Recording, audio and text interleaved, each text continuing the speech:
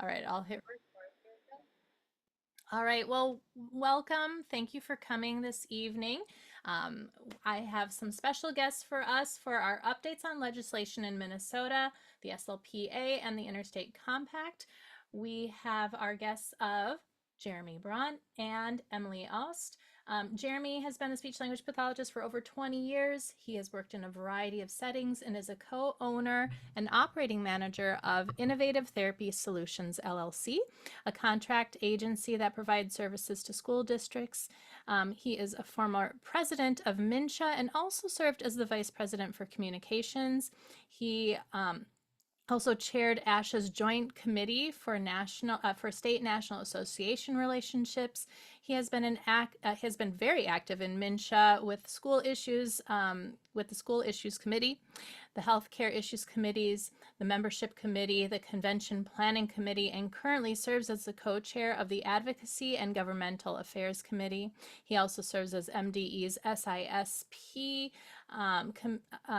a committee meeting and MDE's third-party billing committee, attends monthly meetings with MDH health occupations and licensing staff, meets with other stakeholder groups. Jeremy has presented often at the MNSHA Spring Convention. Jeremy is also assistant girls volleyball coach and head boys volleyball coach and assistant track and field coach.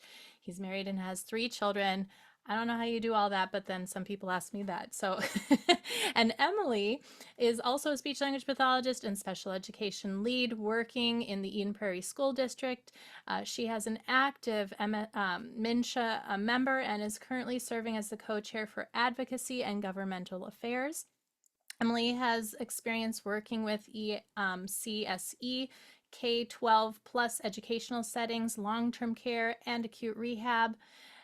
She has presented locally in her places of employment, MNSHA conventions, charting the Cs. Emily enjoys thinking creatively and outside the box to find solutions not just for therapy, but also for workplace challenges. Thank you very much for both coming this evening, and I'm going to let you take the floor. And I'm going to add one more thing for Emily because I turned in that bio based off a bio that we did this spring. She is also serving as the current president-elect. That's for right. Yes. For MNSHA.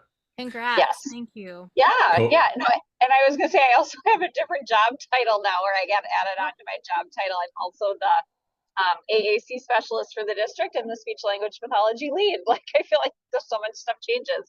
And I'm also traveling in the car, so I'm just going to leave my video off, but I'll turn my mic on and on as we go here. So, well, I mean, truly, I don't know where MNSHA would be without either one of you. So thank you, and thank you for being here tonight. All right, yeah. So we'll get going here. We're going to talk about advocacy and governmental affairs and what we got done this year. I'm going to, if I can share my screen, I'm going to try and do that here. There's the share button. Oh, you need to enable. Reset that. It should go now. There it is. Sorry about that. And I'm probably not going to put it in presentation mode because if I do that, I can't see anybody, and I don't like that. That's fine. So we'll just have to deal with my. I don't have any notes down here, so that's not a big deal. But so this is about advocacy and governmental affairs. Our committee meets regularly during the legislative session and as needed the rest of the year. Our initiatives this year were the Interstate Compact and the SLP assistant licensure. Those have been the initiatives for that committee for a number of years. The SLP assistant licensure bill for 10 years, and the Interstate Compact, I would say, for the last 4 or 5. I can't remember if it was 2019 the first time we tried that one, or if it was 2020. I can't remember. So, and we do, like you said in my bio, we meet with the Department of Health, the Pellsby Board, the MREA, which is the Minnesota Rural Education Association, MACE, the special ed group, the Academy of Audiology, and there's many other groups that we do meet with to just to keep the lines of communication open and make sure that we're all on the same page and no one is surprised by what we bring up. Yeah, and I would just add on. Can I add on to that, Jeremy? We started back in 2020 with the Minnesota Department of Health when we all had to quickly convert to telepractice.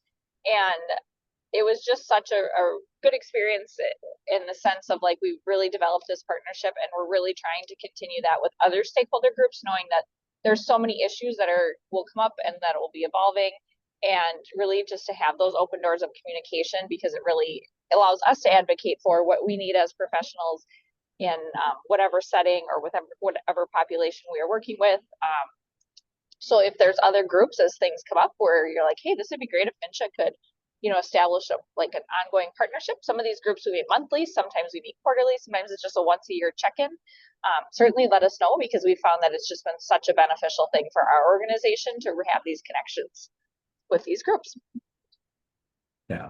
And like Emily said, we started that during 2020. And one of the things that we learned very quickly that year during the COVID pandemic was you do not have to have a Department of Health license to use to practice via telepractice in Minnesota.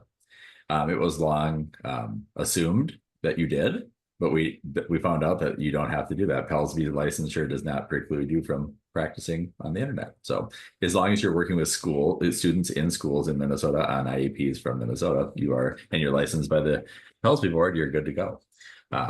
I myself did not know that until that point either, but it was very interesting to find that out. And that's why those meetings are super important. So our group is made up of SLPs and audiologists. Like we said, meet monthly during the session and sometimes more as needed. We usually meet in the early fall to determine the legislative agenda for the next year. And we work with some lobbyists from Ewald Consulting. Their names are Valerie Dosland and Josh Nye. If any of you were at the annual meeting for MNSHA, they were there and they spoke. But all right, so the first one we're going to talk about is the SLP Assistant Licensure Bill. This year, it was, you guys can all read, it was House File 5247, Article 25. The authors are right there. The bill did pass with bipartisan support, and this establishes an SLPA licensure through the Department of Health. The effective date of that license is going to be July 1st, 2025. And I'll talk a little bit more about the license. The Department of Health, we've met with them a couple times since this passed, and there are already a couple of things that we consider issues, and I think they see that they're issues as well. The fiscal note, which is something that the Department of Health, I would say like their advocacy group and their financial people put together based on what they think is going to take to set up the licensure system, and the IT will take and the people it will take to complete the job of licensing SLP assistants.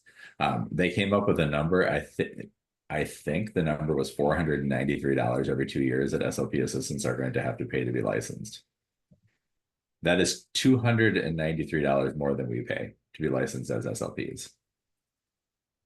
This is a problem, right? Because the folks that are going to get licensed as SLP assistants are not going to make near what we make. That is not a fair assessment of what's going on there. So we do, and when we get to the plan for next year, we'll talk about what we're going to do about that. But we have brought that up a couple times because it's very is a hard pill to swallow. We worked this hard to get this, and that's the fiscal note that got put in. And there's nothing we can do about it because we don't come up with that number. They do. So, but we are going to do something about it now. Because I think that came in either the Thursday or Friday before the end of session when this passed on Sunday. And Lisa. I was, you've mentioned that at the meeting too, which is outrageous. like, okay. But I've also been curious as to like why our fees are so high when like I'm also licensed in Wisconsin, and it has always been less. And then during the pandemic, it got even cheaper. Like I think the last time I renewed it was like $60 or something. And I was like, huh, okay. And that's every 2 years. And so I thought like, I mean, I'm sure there's reasons for the differences, but I was just curious, like, yeah, where do they come up with that number, like that amount? Because it seems like it's so much more, and I'm not sure what it goes to, Yeah, so I'd rather spend it on MNSHA. Yeah, and some of it is used to pay for the staff that runs the licensing system, and those folks to answer questions. But I think our biggest time of licensing is the May of this year. I think we're on even years. So May of this year, there would have been like 600 and some odd people, maybe upwards of 680 or 690 that relicense this May. And then there's another big group that happens in the fall. And then there's one that happens usually around January. But those other two groups are a little bit smaller. But I don't know why. And I do know we've met with the department a few times, and not all the money that we pay goes to that department. And we question that a lot. And there has been talk, and it's just it's going to be really hard to do, because again, we were going to have to go through the legislature to do this. But OT and PT got out of the Department of Health, and they have their own licensure boards. Oh, wow. I didn't know that. That's interesting. So, but it's not just us. Yeah. We're linked with audiology and hearing aid dispensers. Sure. So that's why it's a bigger deal if we want to move. So. But yeah, I don't know where all the money goes or why it goes there. It would be great if the department could explain that, why it doesn't all go to run that department. Yeah. Like it should. But right. Well, in OT and PT, from what I was understanding, we're paying far less than what we pay, which doesn't seem fair either. But now they're out of the whole not having to be licensed by the Department of Health, which is shocking. I don't know. Yeah. And audiologists do pay more than we do as well, because of their hearing aid dispensing part of their job. So The other thing, can I say one more thing? This year, I had to redo my whole email, as many of you know, because it's being deleted. And so I was in the process of doing that. And so I didn't renew. I think I needed to renew. It was by the end of May, but I had to pay a late fee because I was after May 1st or April 30th or whatever. And I thought it was I wasn't late. Like, I did it in May. I was very upset. I had to pay a big fee, and I wasn't after June 1st or whatever, June 1st or later. And I was shocked that it was never a late fee before. And then they sent me info for the next time I renew in 2 years, you'll get a late fee after May 31st or whatever, June 1st. They said it in there. And I almost said something to them because I was really upset. I didn't see that as it was in their email, but I didn't look at their email because I was having email issues. And now I've pretty much sorted all that out, but I was kind of upset about that. And I don't know if anyone else got caught off guard with that or had issues and had to pay a late fee. And I know I should have read their email that they sent out in April 1st or whatever. But I didn't look at it because I thought, oh, I'll just leave it unread and I'll do it in May when I get this ironed out. Yeah, and I think one of the reasons they've started it is a fine, right? Yep. It's a late fee, a fine, same thing. Is because they've determined that they need 30 working days to review a license renewal, and it'll be late by their standards if it's in past May 1st, because they need 30 days to review it before the end of May. Or but they said in 2 years they're not going to do that, and they didn't do that the years prior. Yeah, well, it was this year. If you could send me an email when I meet with the department on August 22nd, I could sure ask that question. Hey, and I don't ever use names. I just say, hey, I've been hearing from some people that there was a late fee this year as of May 1st, and next time it's May 31st. Could you explain what that is about? At least maybe they could explain it. Yeah. So, I just thought that it's already a high fee. And then I can't remember if it was like $60 more or something.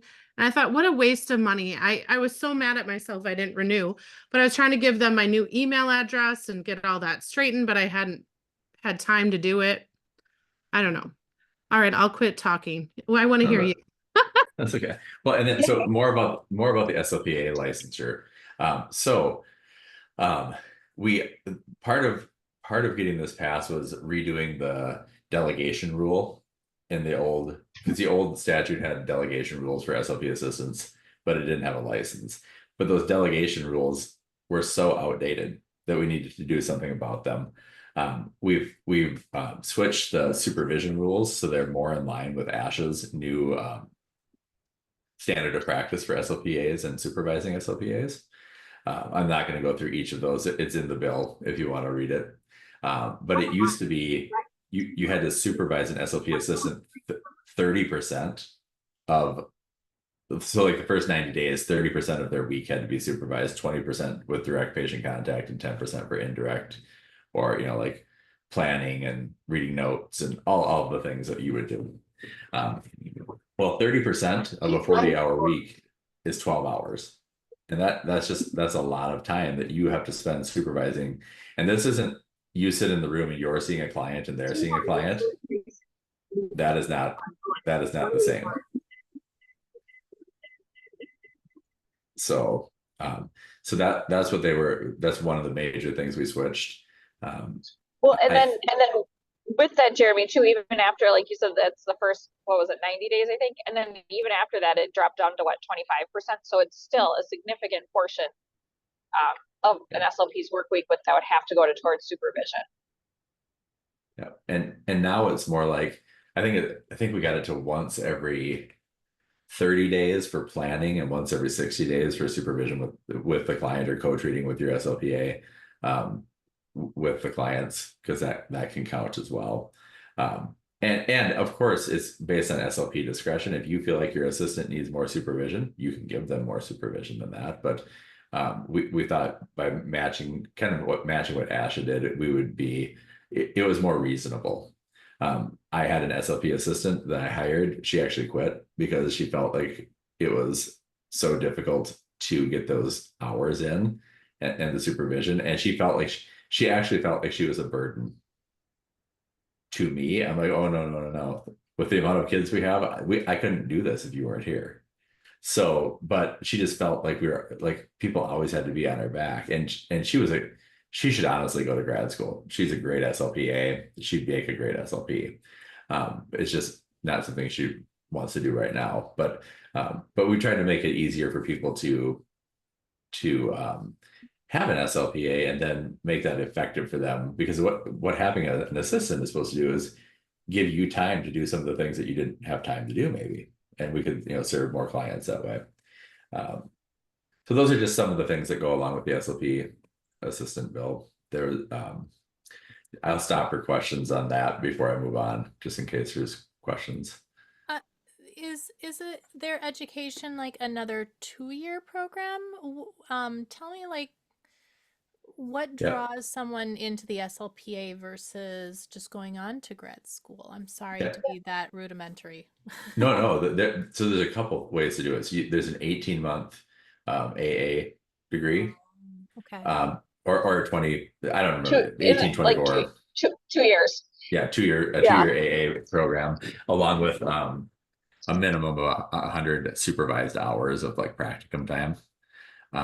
And then the other way you can get an SLPA, now it'll be a license, is you have a 4-year degree in communication disorders, and then you go back and take the required courses in the therapy areas, and then do the 100 hours.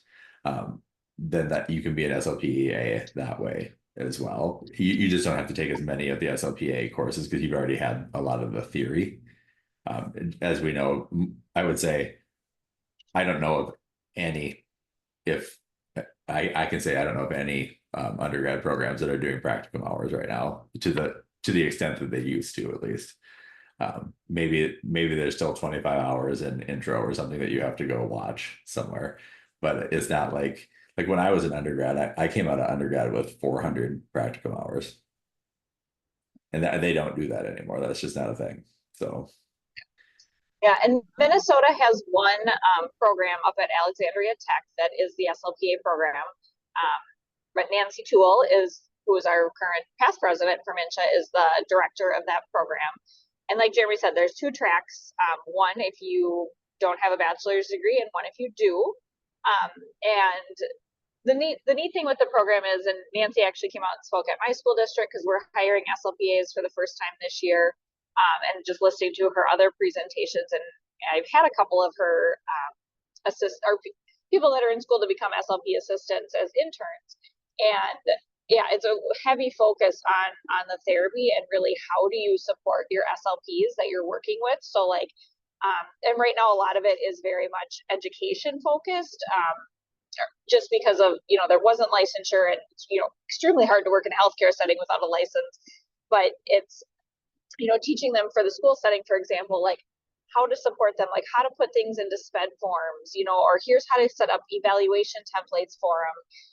Here's how to make materials. They create a whole big binder on tips and tricks for like treating articulation disorders. And here's like every sound is in this binder that they come out with. And really how to advocate for themselves on what they do and understanding what their scope of practice is, and being able to go up to the SLPs that they're working with and saying like, here's the things I can help you with, and how to really develop that partnership so that it isn't feeling like an SLP isn't like, that was the big thing from the district I'm in, is people were concerned, like, this is going to be more work for us. But in a sense, like the SLPs are there to take some of that work away, and here's how they can help support. And that program does just a great job, at least in my opinion, of like really training them and setting them up to know these things to be successful. So like Jeremy said, it's a heavy focus on how to do therapy and then how to, be in that kind of more clinical setting. And here's what you can do to help support your SLP that you work with. Thank you. Yeah. And in addition to that, like the SLP assistant that I hired, she was also really good with, we had a student that used LampWords, which is a AAC app on an iPad, and she'd be working with him and like anytime he can't communicate something and that picture's on there, add it to the screen and show him how to get there. And so all the time she was, or if that picture didn't exist, she was there with the iPad taking a picture of his favorite thing, importing it and getting it in there and getting words behind it so he could communicate. And that's super helpful, because if I'm not with that kid every day, and how we just did it a little differently. She was in one school for 1 week, and she was in school A, I was in school B, and then we'd flip flop. So every other week the kids would either get me or her, and then we would have supervision. I was talking to Lisa about this before, but I had Marilyn Fairchild. I hired her to be a supervisor, and she supervised all day Monday, and I supervised half a Tuesday, and then the 12 hours were done. And then I just let her go the rest of the week unless she had questions. And if she had questions, Marilyn and I were always a phone call or a Zoom call away. And that's really nice. But this is going to be even better this way. But yeah, the SLP assistants take, the courses in RTIC and fluency and language and just how to do the therapy. And a couple other things that switched recently too is now SLP assistants can work in birth to 3. ASHA added that to their scope, and before they couldn't. So and in Minnesota we added that you can now supervise 2 SLP assistants per SLP. Before it was 1, which was kind of nice in a way, but ASHA went to like, I don't even think they have a number, but I think they suggested 4. And honestly, if you had 4 SLP assistants, you wouldn't do any therapy. You would just supervise, which I don't think, I'm not ready for that in life yet. So yeah, any other questions about the SLP licensure bill? The goal for MDH is to have it up and rolling by sometime in April or early May of 2025, because the effective date is July 1st, 2025. And as we know, the Department of Health has said they need 30 days to review a full packet. So they have to have it open by May so they can get the expected amount of applicants right away is somewhere at 100 or less. And that's another reason why they charge so much, because there's so few people doing it. But we do have a plan for that I'll talk about later. So I'm not hearing any other questions about the SLP assistant licensure bill, but if people have them and they come up, please feel free to ask. So the next bill is the Interstate Compact Bill. And this was House File 5247, Article 30. And as you can see, the House file bills are the same because it was in the omnibus bill. So then it becomes one big bill with articles. And our authors there were Liz Bolden and Ned Carroll. That passed with bipartisan support. But I will say, to get bipartisan support, so we had lots of meetings. I think there was a 2-week period, maybe 2.5, that Emily, myself, Nancy Toole, probably had 21 meetings with legislators at any time of the day. Usually midday or end of the like 3, 4 o'clock, 5 o'clock time. And we had meetings with both Republicans and Democrats, because this is a very bipartisan issue. Having people's needs met medically and in the schools is not a political issue. At least it should not be. And we were able to get this one to pass. We became the 31st state in the Interstate Compact. And this is kind of weird. The expected go effect date for that is either the end of 2024 or the beginning of 2025, when the overall compact says, let's go.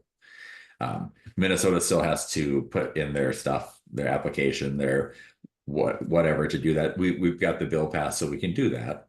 But we're going to start having meetings with those folks to make sure that everything that we talked about happens. Now, to participate in the Interstate Compact, you have to have a license through MDH if you are only licensed through the PELSB. And for those of us that I should probably say don't know what PELSB is, that's the Professional Education Licensing and Standards Board. That is how they license folks on the school side. And that's for teachers, SLPs, administrators, anybody who works in a school, except for OTs and PTs, because they have a universal license. So they just need the one license. And they have a pass-through to practice. But so that if you have a license through PELSB only, you would not be in consideration for the Interstate Compact. It has to be the MDH license, because across the United States, healthcare licenses are pretty universal. They require the same standards in every state, and licensing for schools is very different from state to state. Like, there are still states out there that you can be a speech language pathologist. You can be a speech correctionist, which requires that they consider that a less of a degree, like a 4-year degree. That you can be, so that some states have 5 levels of things that you can be, and that's too much for a compact bill. It's got to be very much the same. And of course, there are people that are dual licensed, so they are licensed for healthcare and the schools in Minnesota, and they would be considered eligible for the Interstate Compact. The compact, we ran into some trouble with the compact. It almost did not pass because the trial lawyers in Minnesota had some problems with the wording for the indemnification clause for members of the compact board when they're doing business in Minnesota. They were chopping words over like gross negligence or negligence if they run into someone on the street because they're here for business and that other person falls. There was a clause in there making it so people couldn't sue them for that or something, but we got it worked out in the end.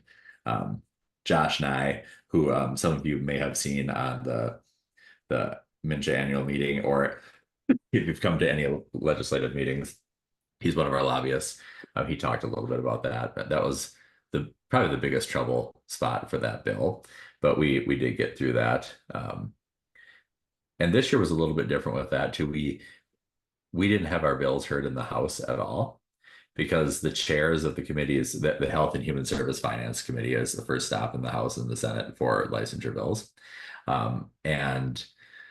In the House, Tina Liebling is the chair of that committee. She is a representative from the Rochester area. And in the Senate, it is, I'm blanking on her first name, but Senator Wickland is her name. And she is from the Bloomington area. And she has actually authored this bill for us in the past, so she was all on board. But what they had met and decided that if a bill was heard in one chamber and not the other, it's okay. They were going to just deal with it in the conference committee. and be okay with that, because there were so many bills that were presented this year that they didn't have time to hear it in both chambers every time. And they realized that that's probably not even necessary. Um, so that's a little bit about the Interstate Compact Bill. And what the compact does is allows us to have a privilege to practice in the other states that are in the compact. Now, we don't know yet, because there's talk of this. Is that going to require some sort of fee in those other states? It could. I don't know, but it won't be like paying the full licensure fee, is what we have been told. But there's no guarantee on that either. I think it's whatever the state comes up with. I'm guessing it's going to have to be very similar across states, or people aren't going to want to do it. No one's going to want to pay $200 every 2 years in 35 states. That's just not going to happen. But that is a little bit about the Interstate Compact Bill.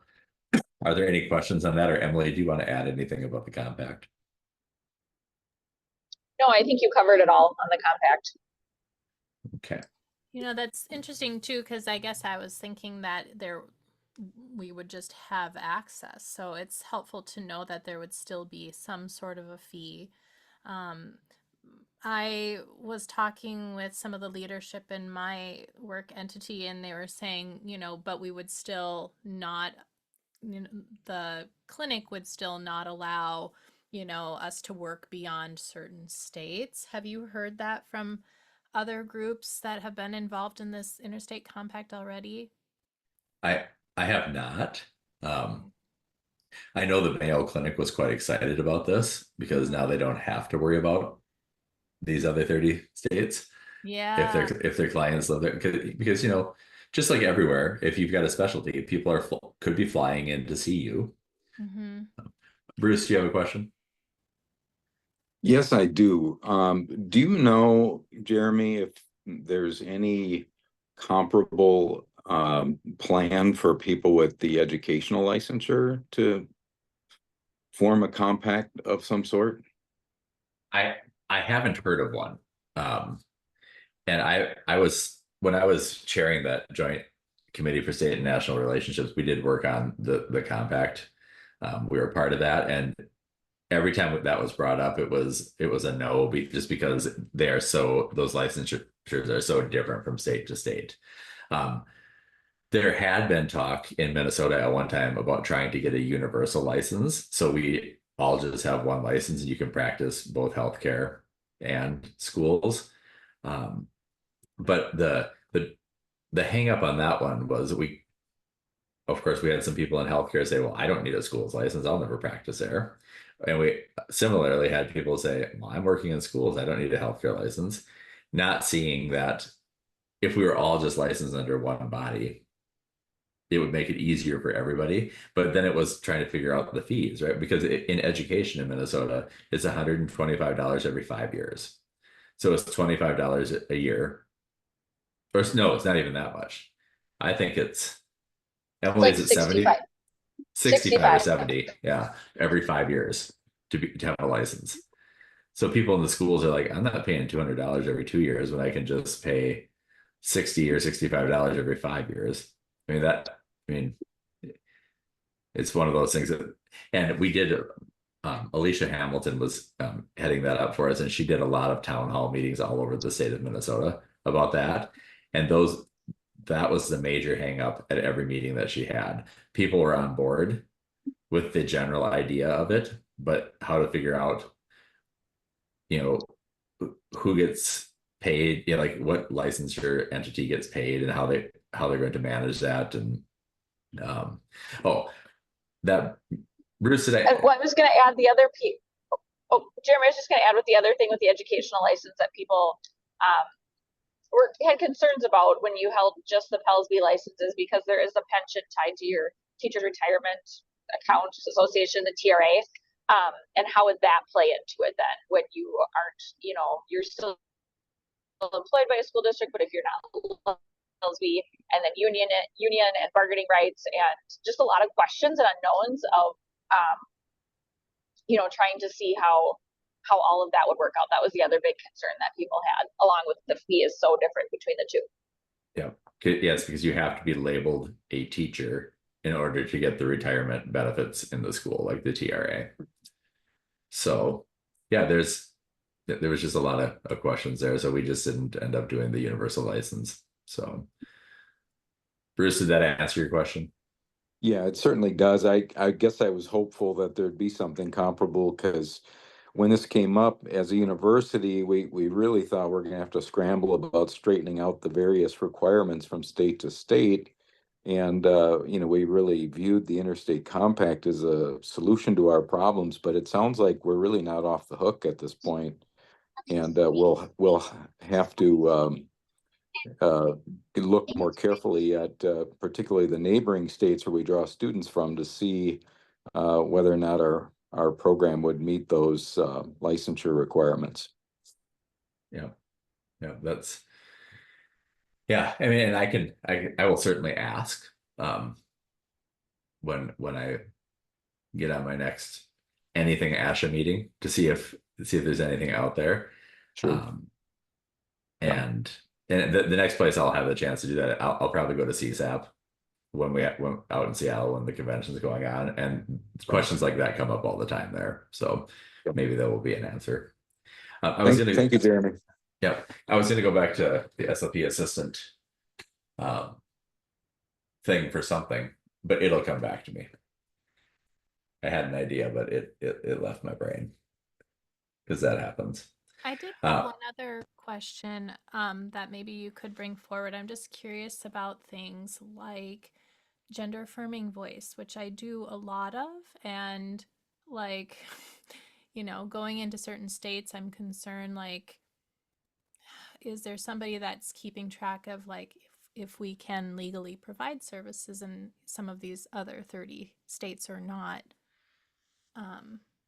Yep, I do know that is a concern, and I don't know the answer to that, so I will have to ask, because yeah, there are definitely states out there that have passed some bills that don't jive with that at all, and that's not, it's not good.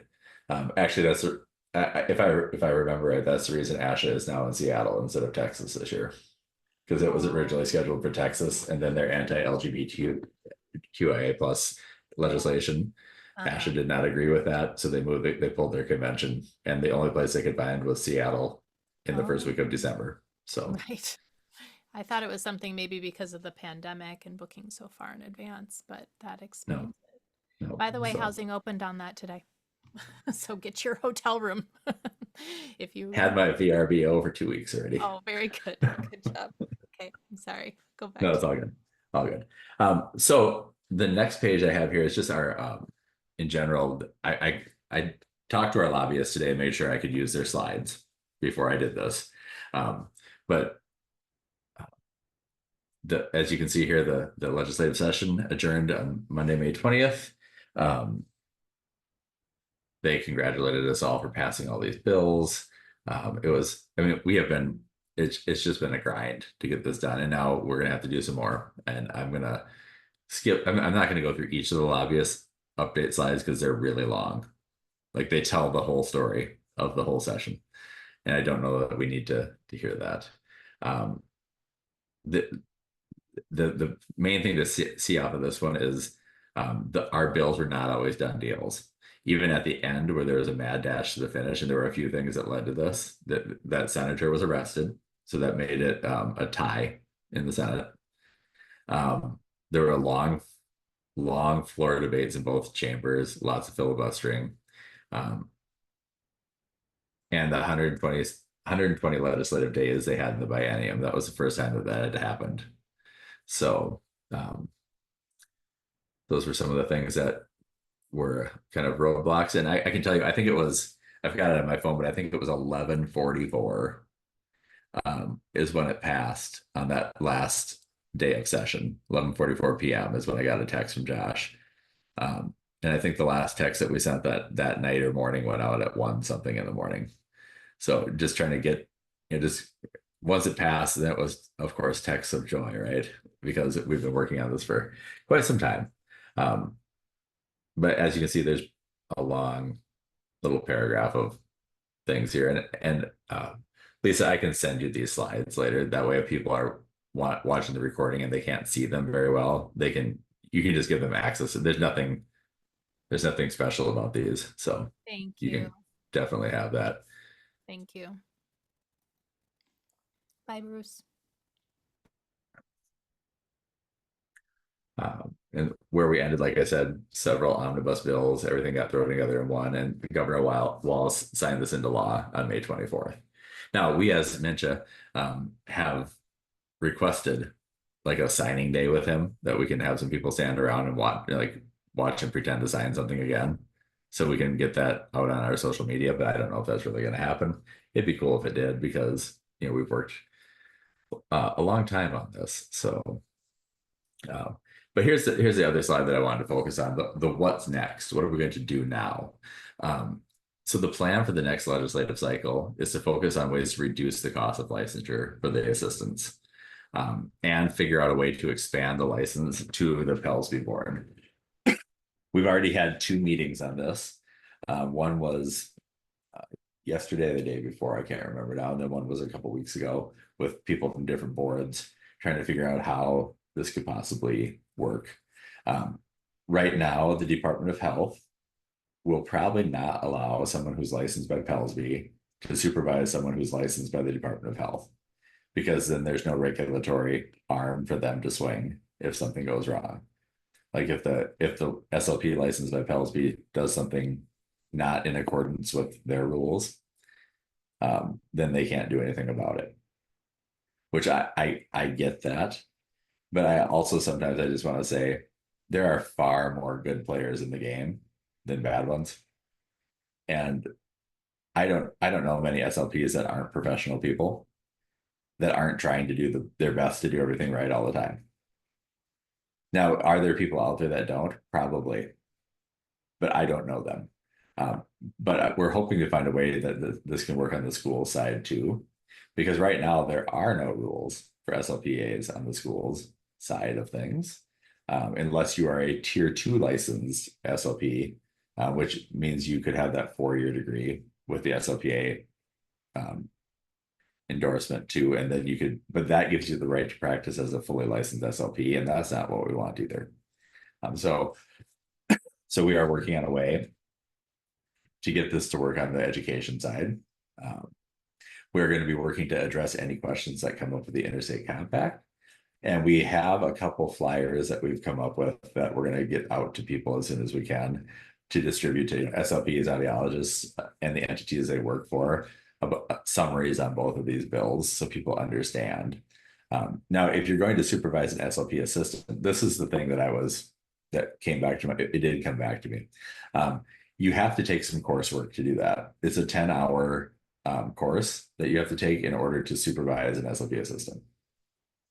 And that course is offered through Alexandria Technical and Community College, where the SLPA program is housed. That program, that training is so successful that there are other states that use that for their training too. It was really well put together. It does focus more on Minnesota and Minnesota's rules. I'm guessing after this passes and everything's in place, they will update things to make sure that we're all following the newest. But yeah, so those are some of the other things. Do I know the cost of the 10-hour course? I actually do know that. I do know this, Jeremy. It's $150. Oh, there we go. Yep. I took it. I took it. Marilyn took. Actually, everybody who worked in my company took it, just in case they needed to supervise. Amy, you have a question? Yeah, this is Amy. I am confused about the educational setting, which I think I'm probably not alone, but can you just like break it down? Where are we at right now with who can supervise whom in the educational setting and where we're trying to go? Yep, I could do that. So right now, because we're not in 2025 where MBH will have this license. Right now, if you have an SLPA degree, and you work in a school, anybody who's licensed by PELSB can supervise that person who's working under that PELSB licensed SLP in the school. So I could have, because I'm dual licensed, I could have an SLP assistant work under me in the school. Now, we do not have to follow the MDH delegation rules because we are not working in healthcare. However, there are no rules under PELSB because PELSB does not provide a license for SLP assistants yet. So you can supervise them however you want, really. But when I was doing it, that's just not, I can't sleep if I don't have I mean, I am fairly rule bound. And it made me more calm. So I just followed the rules that we had in Minnesota, and the only set of rules we had was the delegation rules on MDH's side. So I knew if I followed those, at least everything would be covered. So, but right now there are no exact delegation rules for PELSB because they don't license SLPAs yet. Okay. Now there are supervision rules if you are an SLP, tier 2 SLP. So on the education side, for people who don't work there, there are 4 tiers of licensure, a 1, 2, 3, or 4. 4 means you're fully licensed, you can do it all on your own. 3 basically means that too, but our clinical fellows would fall under tier 3 for their fellowship year at least. Well, and the tier 4 just means that you've gotten tenure in a district too. So after you've been in a school district for 3 years, you move to a tier 4. Yep. So there's that. And then tier 2 means you have a 4-year degree in communication disorders or a related field, and they're granting you the ability to function and perform duties of an SLP.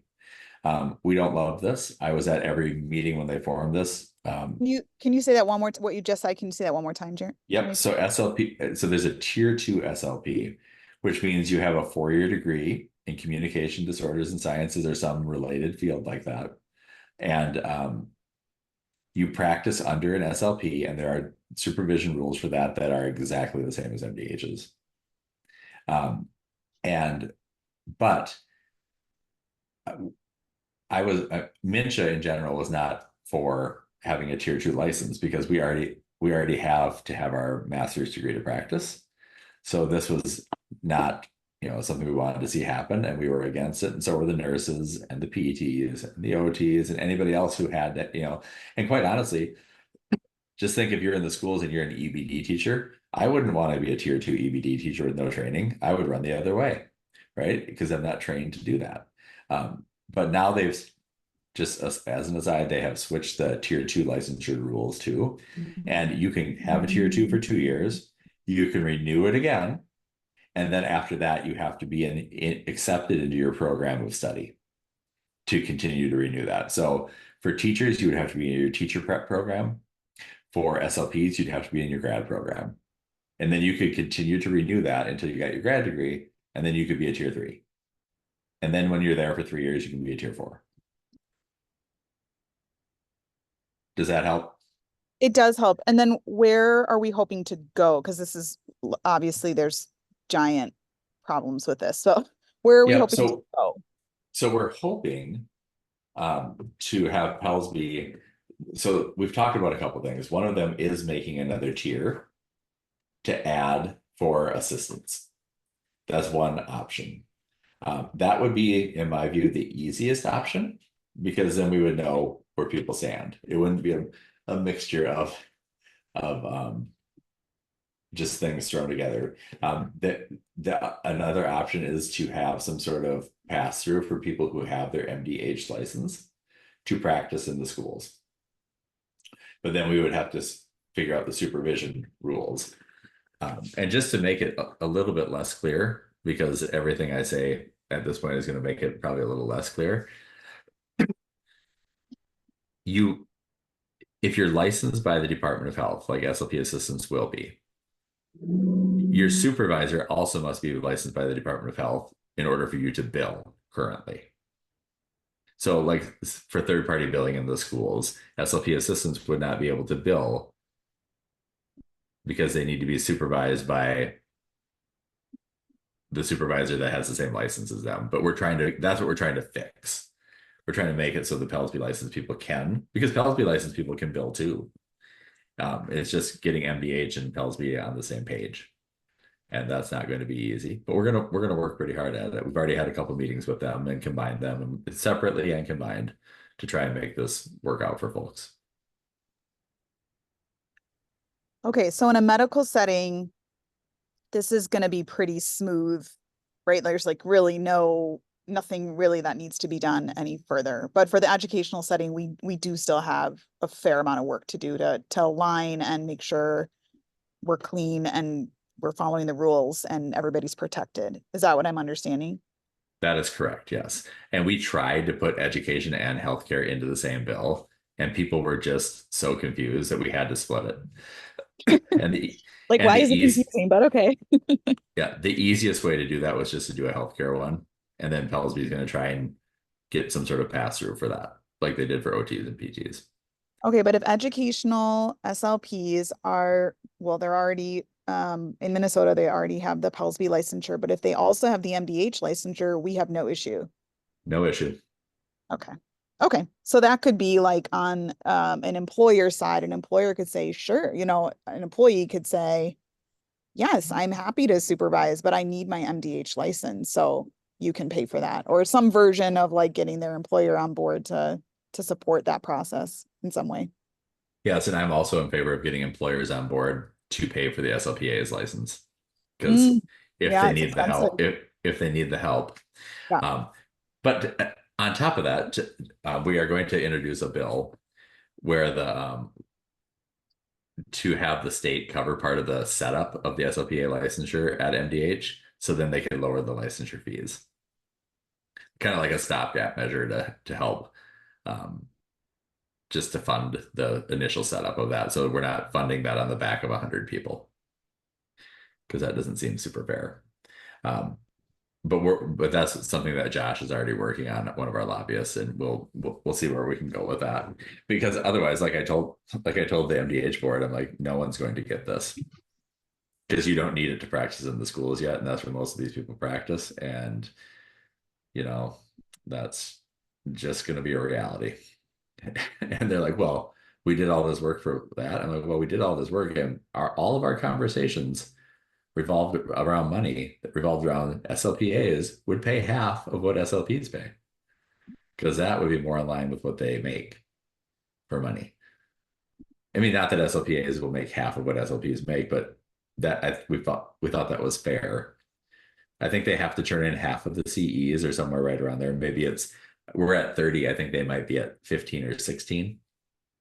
So we thought $100 would be more in line with a better fee. But I guess we'll see what happens with that. I mean, we're gonna try our best to get that taken care of for folks, because we want everybody to be able to be licensed and practicing at the top of their license and being able to help as many clients as they can and be in line with everything that needs to happen legally. So Thank you so much. yep. Any other questions?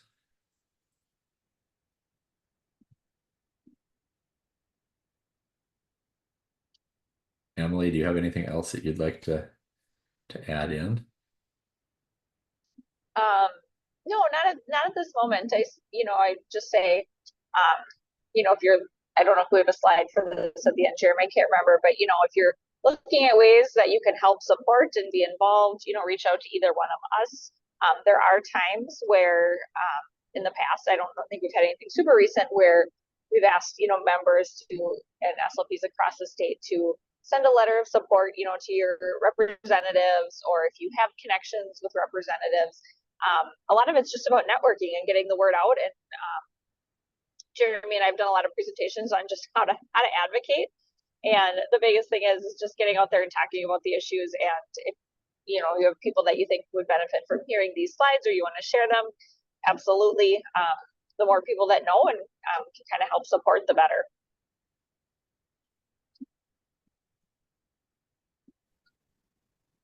Yeah, I again just so appreciate all the work that both of you are doing. Being at the last meeting, that annual membership meeting, was really helpful, and this is all volunteer work, and MinVoice is too. And so I really hope that if you're here tonight and you're not supporting MNSHA, or if you have a topic you ever want to present on for Min Voice, please reach out to us. This is your, we're putting these things on, we're putting this together because we believe it's the right thing for all of us to move forward and continue to have very successful careers here in Minnesota and beyond. Yeah. Lisa, can I throw in a plug for one other group while we're sitting here? Because there's been some of us on this group and in other groups. And I know it's something that Sarah and I have been a part of for a while too, is TCSLP is looking for people to help, or it's going to cease to exist as of this year, because Anne St. Jacques has stepped down after being the president since, like, I want to say 2014. And Hannalee Nicholson has also indicated that she would like to be done being on the planning committee for that as well. And again, that's another volunteer organization group. It provides some good CEs that are really cheap. But if anybody on here has a desire to do that, it's not just the desire to do that. Plenty of people want to help. Is having the time to help. That's the different thing. So I'm throwing that out there because I know there'll be an email coming out from TCSLP eventually too, to the whole list of people asking the same thing. But as long as we're on Zoom in person, I thought I'd just throw out a plug for that as well. And then if anybody ever wants to sit in on an AGC meeting, just let Emily or I know, and we can get you on that list. So I think there's a lot that can be done when there's multiple people involved, and then it really isn't that much. It's just having people who want to step up and spend that half hour putting something together once or twice a year, that makes it easier for all of us. So yeah. So that's, if there's no other questions, I don't have any other updates. So this is a little bit shorter. We're used to an hour and a half, but I think that, this is great. It was helpful and such important information. Does anybody else have any more questions for Emily or for Jeremy?